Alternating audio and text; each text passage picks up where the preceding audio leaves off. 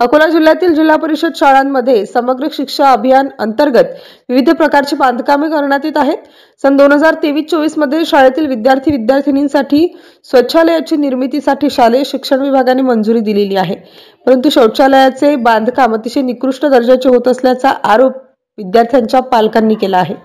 या संदर्भात 17 डिसेंबर रोजी शिक्षण सभापती मायाताई संजय नाईक यांनी कंझरा जागेश्वर येथील जिल्हा परिषद शाळेची पाहणी करून या निकृष्ट बांधकामाबाबत चौकशी केली।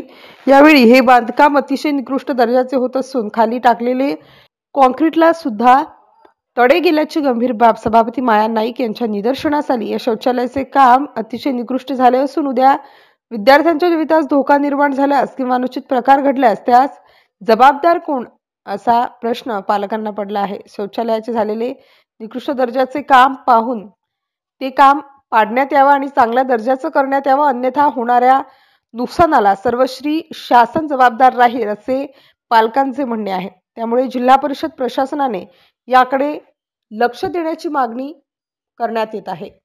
MCN न्यूज मराठी करिता धनराज सपकाळसह कॅमेरामन नरेंद्र वाढोणकर, अकोला।